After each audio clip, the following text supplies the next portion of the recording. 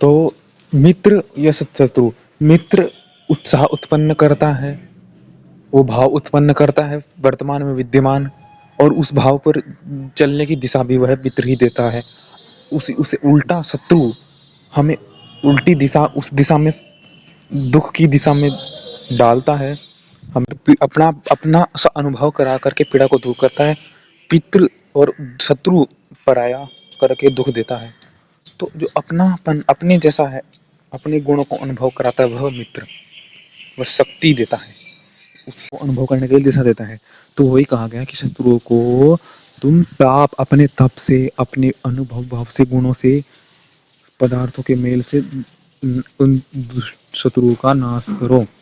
शत्रु अर्थात दुष्ट व्यक्ति तुम्हें हानि न पहुंचा पाए। तुम श्रेष्ठ भाव पर ही जियो, श्रेष्ठ भाव ही ग्रहण करो, श्रेष्ठता ही तुम फैलाओ, श्रेष्ठता ही तुम्हारे चारों ओर होनी चाहिए। श्रेष्ठता तक की वृद्धि करो। श्रेष्ठता के लिए दुखी हो, दुख में ना रहो, तुम दुख को चाहो, तुम आने ना पाए तुम्हारे, तुम दुख में रहते हो ना, तुम्हारी गलती है।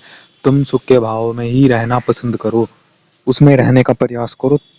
तुम सुख के लिए पीड़ा को अनुभव करो, तुम सुख के लिए, एक कहते हैं ना, तड़प, उत्साह, वही तो होती है। हर चीज एक दूसरे मिली हुई है, भाव जिसके विद्यमान है।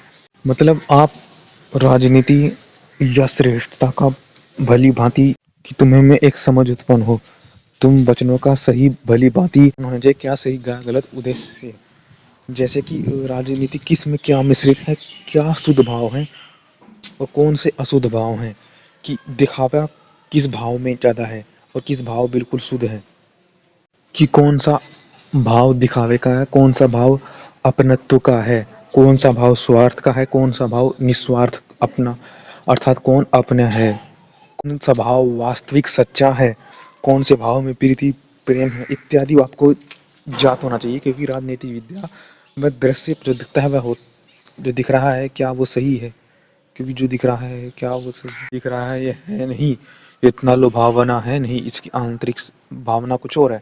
आंतरिक भावना से व्यक्ति लुभावना दृश्य मोहक होता है, आंतरिक वृत्ति से व्यक्ति आनंद प्रदक, इसका आंतरिक दर्शन प्रिय दर्शन है, इसका आंतरिक दर्शन आत्म प्रिय है, आनंद प्रदक है। तो वही कहा गया है कि बहुत विद्वान गुणों से स्तुति करने योग्य है। विद्वान उस भाव से, उत्साह से विद्वान जी हैं, इसलिए वह आंतरिक उनकी शुद्धि है, आंतरिक उनकी प्रिय है, आत्मिक प्रियता है, आत्मिक आनंद है। इसलिए अपने बल आकर्षण गुणों से व्यक्तियों के भाव को जानो, कि मेरा भाव ऐसा, वैसा ही इस भाव के प्रति मुझको भाव दिख रहा है, अनुभव हो रहा है।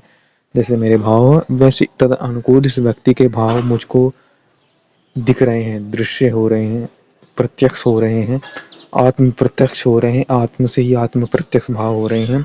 आकर्षण गुण है आपका, है स्वयं का, आत्मा का आकर्षण गुण है, किसके पास जाना है, किससे आकर्षण होना है, किससे नहीं आकर्षित होना है।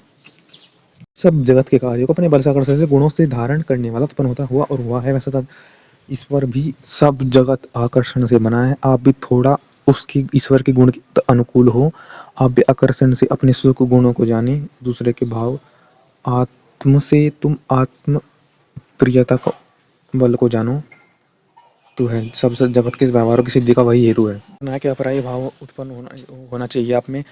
जैसे कि ईश्वर ने सब रचा है और धारण किया है, धारण कर रखा है, उनको पता है कि क्या धारण करना है और क्या नहीं, इत्यादि भाव उनको ज्ञात है कि क्यों कैसे करना है।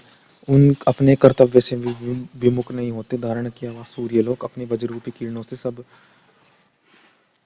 यह व्यवस्था उन्होंने कर रखी कि किरणों से सब मूर्तिमान पदार्थों को अलग अलग करने अथवा बहुत से गुणों का हेतु अलग अलग सूर्य करता है कि क्या प्रकाश करता है, कि क्या उचित, क्या कैसा है, क्या सबके भाव प्रदर्शित करता है, सबकी वास्तविकता प्रदर्शित करता है। आप भी वैसे लोगों की वास्तविकता प्रदर्शित अनुभव कर देखें, अलग अलग करता है, बहुत से गुणों का हेतु है। आप अपने गुणों से, अपने आकर्षण गुणों से पृथ्वी आदि लोगों को धारण करता है, वह भी आकर्षण से पृथ्वी को धारण करता है। आप भी आकर्षण से अपने हृदय में व्यक्तियों को धारण करो, अन्य व्यक्तियों को धारण करो, तभी आप सफल होंगे, आपके गुण तभी उजागर होंगे।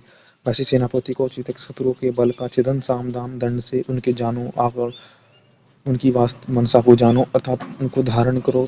अच्छा व्यक्ति तो सामने आएगा, आपकी सहायता भी करेगा। साम दाम दंड से बुरा व्यक्ति शत्रु हारेगा भी, क्योंकि मित्र भी मिलेंगे आपको और शत्रु का दमन भी होगा। जब आप खुले दिल से व्यक्तियों के आत्म भाव को अनुभव करोगे, हृदय में उस आत्म को जानने का प्रयास करेंगे, आत्म भाव को, तो व्यक्ति आपको उस शत्रु में कुछ मित्र भी मिलेंगे, शत्रु भी इत्यादि भाव है, जिससे कि आप सदा कल्याण की ओर अग्रसर होगे। शत्रु को छिन्न भिन्न करके इस बहुत उत्तम गुणों को ग्रहण करता हुआ भूमि में अपने राज्य का पालन करें।